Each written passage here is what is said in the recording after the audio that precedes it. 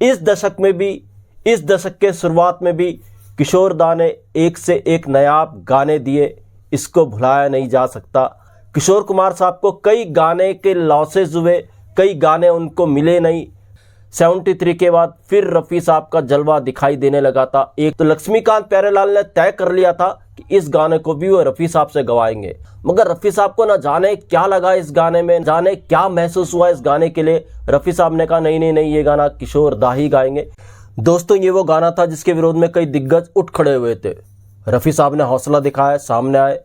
रफ़ी साहब ने कहा ये गाना तो किशोर दा ही गाएंगे, और बाद में इस गाने को किशोर कुमार साहब से गवाया गया और इस गाने ने वाकई इतिहास रचा।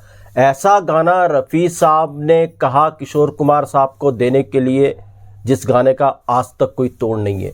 दोस्तों, कौन सा गाना था आज मैं आपको बताऊंगा, क्या किस्सा था आज मैं आपको बताऊंगा। चैनल पर नहीं तो चैनल को सब्सक्राइब कर लीजिएगा, बेल आइकन भी प्रेस कर लीजिएगा ताकि नोटिफिकेशन आप तक पहुंचती रहे। नमस्कार, मैं महेश कोहली बॉलीवुड संगीत के सफर से।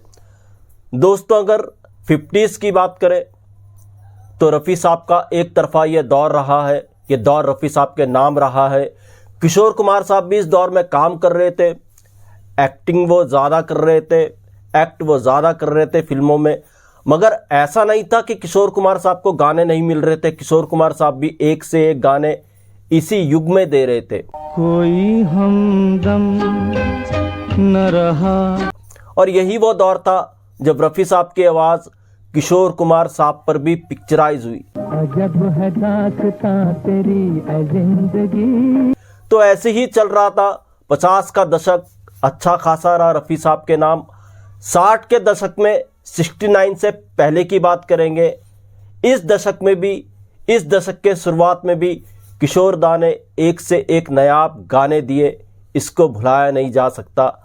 हाँ, 50 के दशक में ये ज़रूर था किशोर कुमार साहब को कई गाने के लॉसेज हुए, कई गाने उनको मिले नहीं, कई गाने उनके हाथ से छूटे। वजह थी उनकी पर्सनल लाइफ की कुछ प्रॉब्लम्स और उनकी एक्टिंग। इस वजह से कई गाने उन्होंने छोड़े भी, कई गाने मुकेश जी के नाम हुए, कई गाने रफ़ी साहब के नाम हुए। ऐसा भी हुआ था 50 के दशक में।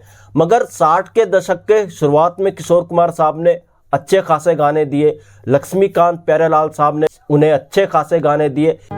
मेरे महबूब कया 69 से पहले की मैं बात कर रहा हूं, क्योंकि 69 के बाद तो सारी कहानी पलट गई। तो जब 69 आया, फिल्म आती है आराधना के गानों ने धूम मचा करके रख दी थी।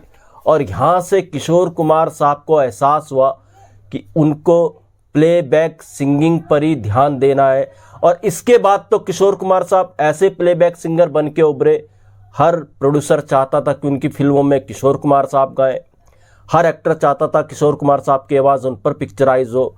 मगर रफ़ी साहब का दौर एक तरफा रहा था। थोड़ा सा 70 के शुरुआत में रफ़ी साहब वो जब हज पे गए थे तो शायद कुछ लोगों ने उनको सलाह दी थी आप गाने को छोड़ दीजिए, हाजी हो गए। तो इस कारण से रफ़ी साहब 1-2 साल के लिए ज़रूर थोड़ा सा पीछे रह गए थे, मगर 73 के बाद फिर रफ़ी साहब का जलवा दिखाई देने लगा था। एक से एक हिट गाने 73 के बाद रफ़ी साहब ने देने शुरू किए थे। तो यही वो दौर था दोस्तों, रफ़ी साहब अपने पर आ चुके थे। रफ़ी साहब के गाने 70s में फिर से हिट होना शुरू हुए थे, एक से एक नायाब गाने रफ़ी साहब दे रहे थे। इसी दौर में रफ़ी साहब को एक फिल्म मिलती है, धर्मेंद्र साहब इस फिल्म के लीड रोल में थे, और इस फिल्म के अंदर एक और एक्टर थे, शत्रुघ्न सिन्हा, एक्ट्रेस थी हेमा मालिनी जी। तो इस फिल्म के 4 ट्रैक थे, 4 गाने थे। इसमें से एक गाना रफ़ी साहब गा चुके थे जिसमें उनका साथ दिया था लता जी ने, और शत्रुघ्न सिन्हा साहब ने भी इस गाने में कुछ डायलॉग्स बोले थे। बड़ा बेहतरीन ये गाना था। तो इसी फिल्म का एक और गाना था जो बहुत इंपॉर्टेंट गाना था। ये गाना भी रफ़ी साहब की आवाज़ में रिकॉर्ड होना था। लक्ष्मीकांत प्यारेलाल इसके म्यूजिक डायरेक्टर थे। तो लक्ष्मीकांत प्यारेलाल ने तय कर लिया था कि इस गाने को भी वो रफ़ी साहब से गवाएंगे। रफ़ी साहब को जब ये गाना समझाया गया, सुनाया गया, तो रफ़ी साहब ने कहा यार आप एक काम करो, इसको किशोर कुमार साहब से ही गवाओ। अब लक्ष्मीकांत प्यारेलाल ने कहा नहीं ऐसा नहीं हो सकता, धर्मेंद्र पर आपकी आवाज़ अच्छी लगती है, एक गाना आप रिकॉर्ड कर चुके हैं, तो ये गाना भी आप धर्मेंद्र जी के लिए गाएंगे और आपको गाना ही होगा, आप ही के लिए गाना बना है।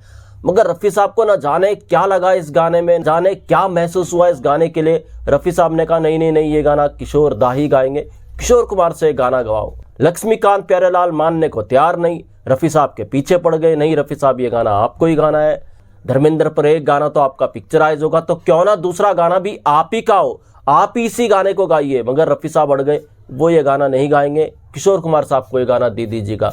अब जो फिल्म के डायरेक्टर थे दुलाल गुहा, उन तक ये बात पहुंची, दुलाल गुहा भी रफ़ी साहब के पास आए, उन्होंने रफ़ी साहब को फिर से समझाया कि रफ़ी साहब आप इस गाने को गाइए, ये गाना आप ही के लिए बनाया और धर्मेंद्र साहब पर यह गाना पिक्चराइज होना है, इसलिए इस गाने को आप ही गाइए।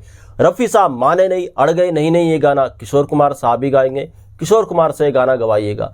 खैर साहब, जब रफ़ी साहब अड़ गए कि ये गाना किशोर कुमार साहब को दीजिएगा, लक्ष्मीकांत प्यारेलाल फिर किशोर कुमार साहब के पास गए, उन्होंने किशोर कुमार साहब को सारी स्थिति परिस्थितियां बताई। किशोर कुमार साहब ने कहा ठीक है, तो फिर किशोर कुमार साहब ने लक्ष्मीकांत प्यारेलाल को कहा अगर रफ़ी साहब की यही मर्जी है तो वो ये गाना ज़रूर गाएंगे। इस तरीके से ये गाना किशोर कुमार साहब के हिस्से में आया, नायाब ये गाना था। जी हाँ, ये फिल्म थी दोस्त, जो 1974 में आई थी और गाना था गाड़ी बुला रही है, गाड़ी बुला रही है। बहुत ही बेहतरीन गाना है, आज भी ये गाना अमर है। एक तरीके का सीख देने वाला ये गाना है, जिंदगी के ऊपर ये गाना है, जिंदगी में कैसे बढ़ना है, कैसे आगे बढ़ना है, उसके ऊपर ये गाना है। और ये नायाब गाना रफ़ी साहब ने किशोर कुमार साहब के लिए छोड़ दिया। अब इस गाने की खासियत देखिए, 1975 जब फिल्म फेयर अवार्ड देने की बारी आई 74 की फिल्मों के लिए, तो बेस्ट लिरिसिस्ट का अवार्ड मिला था आनंद बख्शी साहब को इसी गाने के लिए, गाड़ी बुला रही है के लिए। और बेस्ट मेल प्लेबैक सिंगर का अवार्ड मिला था किशोर कुमार साहब को इसी गाने के लिए, दोस्त के गाने के लिए, जो गाना था गाड़ी बुला रही है। अगर रफ़ी साहब इस गाने को गा देते तो फिर शायद ये जो फिल्म फेयर अवार्ड था रफ़ी साहब के नाम ही होता। मगर जो भी हो, रफ़ी साहब और किशोर कुमार की बॉन्डिंग, जो बातें होती हैं, जो कई गॉसिप हैं, उनसे कहीं अलग थी। बहुत गहरा रिश्ता था किशोर कुमार साहब और रफ़ी साहब का, दोनों एक दूसरे की रेस्पेक्ट किया करते थे और कभी एक दूसरे के काम के बीच में नहीं आया करते थे, बल्कि कभी किशोर कुमार साहब कह दिया करते थे कि ये गाना रफ़ी साहब से गवा दो, कभी रफ़ी साहब कह दिया करते थे नहीं नहीं वो ये गाना नहीं गाएंगे, इसको किशोर कुमार साहब से गवाओ। किशोर कुमार साहब काफ़ी रेस्पेक्ट किया करते थे रफ़ी साहब के। रफ़ी साहब के मरने के बाद रफ़ी साहब के कई गाने उनको ट्रिब्यूट करते हुए उन्होंने स्टेज पे भी गाए, इसमें भी कोई शक और शुबा वाली बात नहीं है। तो दोस्तों, ऐसे भी नए आप किस्से में, ऐसे किस्से मैं आपके लिए लेकर के आता रहूँगा। महेश कोहली को दीजिएगा इजाज़त, goodbye, good luck and take care.